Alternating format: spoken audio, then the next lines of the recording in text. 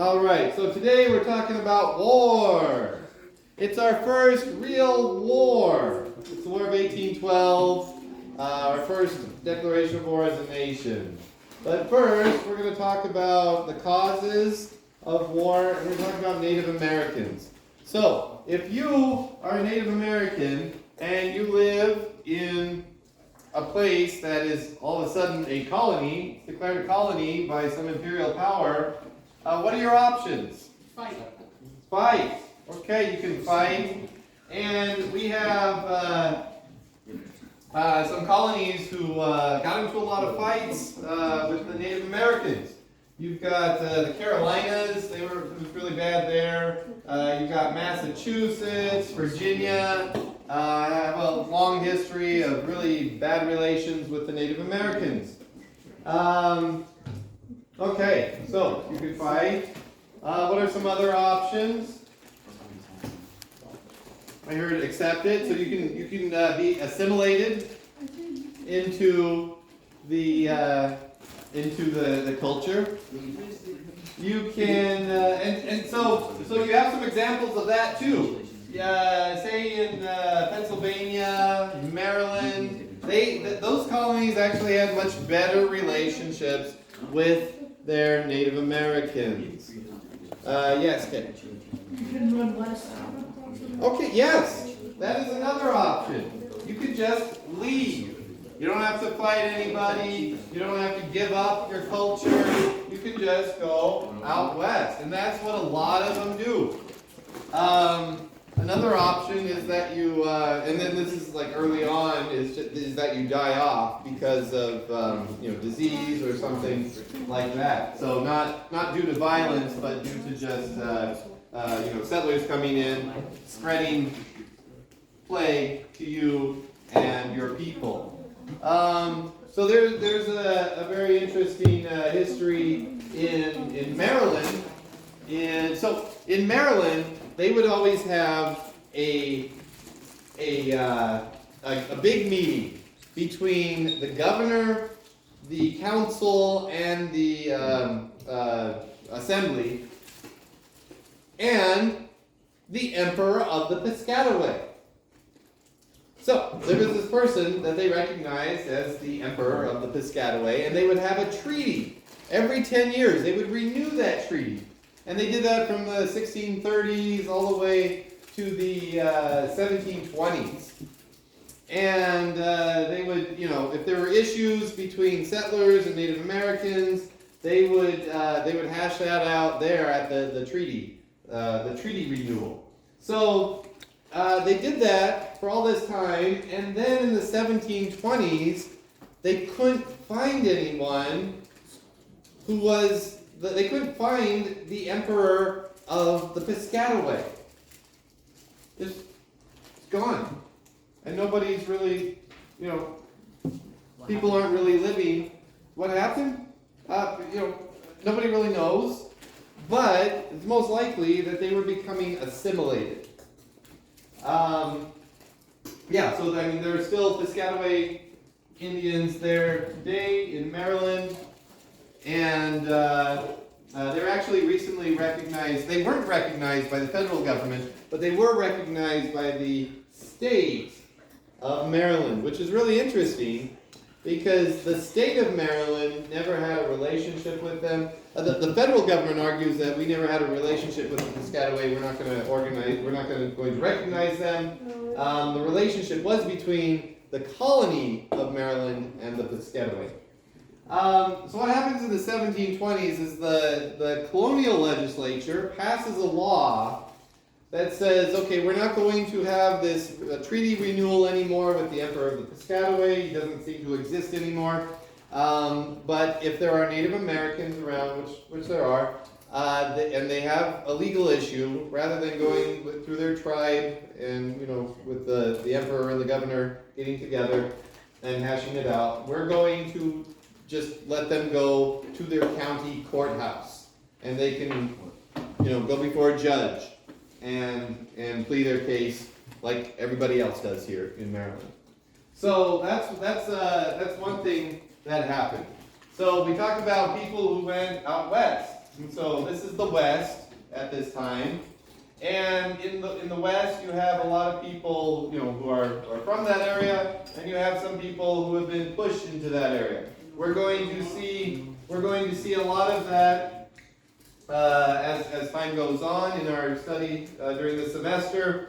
And people who used to live on the East Coast are pushed into the plains, the central plains of North America.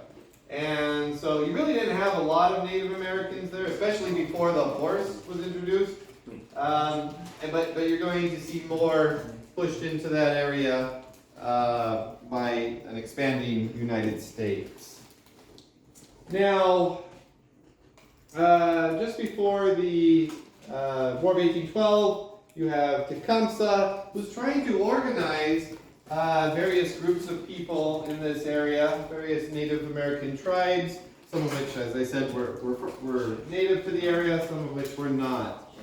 And he's trying to form this confederation, and he gets backing from the British. So not only weapons, but also encouragement. So he has the prophet is one of his partners, and he is taken out by William Henry Harrison in 1811 at the Battle of Tippecanoe. Okay, so this is a major issue contributing to the war. Next slide. We got some other issues. We got the embargo. Now, what's an embargo? Yes. You don't send goods to a country and you don't accept goods from them. Right. So there's no trade. And Jefferson, who, of course, we remember loved France. It was his second home. He was actually made a honorary citizen of France, and actually sat in their National Assembly and helped to compose the Declaration of Rights of Man and stuff like that. Jefferson actually continues our neutrality, and so he imposed this embargo on both Great Britain and France. Of course, France is still in the throes of revolution, and they want to expand the revolution and export it. You have Napoleon, who is he's originally from Corsica, so he's kind of an outsider, but he goes to France during the revolution. He gets involved in the military, and he's a soldier, he's an officer. He stops the royalists from taking, with the backing of the British, for taking the city of Tours. Right. Yeah. And then he stops a royalist riot in Paris. Yes. By shooting grape shot into the crowds. Yeah. So he's a very a very capable military leader, and he rises through the ranks and becomes a general.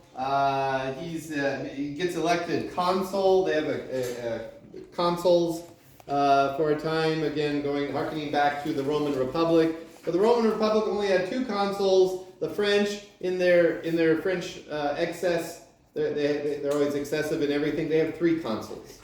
So then he eventually becomes the emperor. He's proclaimed emperor, and he's it's during the crowning ceremony, rather than the cardinal putting it on his head, he actually takes the crown and puts it on his own head and shocks to show everybody. that there wasn't going to be like a Charlemagne power struggle between Pope Yeah. To say the church did not have anything to do with crowning me, I crowned myself. So yeah, it's really breaks with convention at that time. Okay, so he's wreaking havoc in Europe, and Britain really has to focus on what's going on the European continent.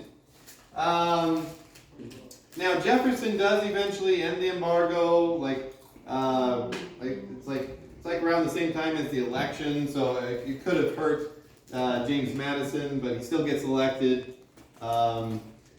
Now, so what he does is he decides to, he asks both of them, because both of them are seizing U.S. ships, and Great Britain says no, we don't care about trading with you, but France says, yeah, we'll trade with you, so we'll stop seizing U.S. ships.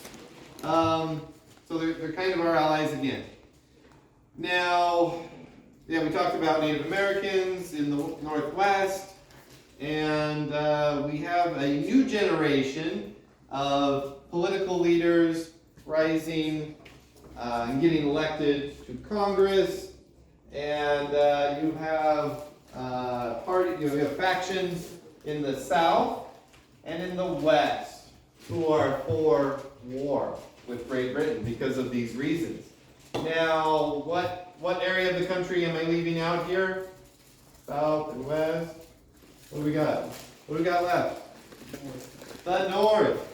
So New England and some of the other, and New York and Pennsylvania, they are, these states, even the big ones, they have a lot of farmers out west, but the bulk of their population is in the port cities. Now, the port cities, especially up north, they want to trade with the British. They feel like we're missing out here. So they don't really want to go to war. They think it's a little silly, and but they're outnumbered.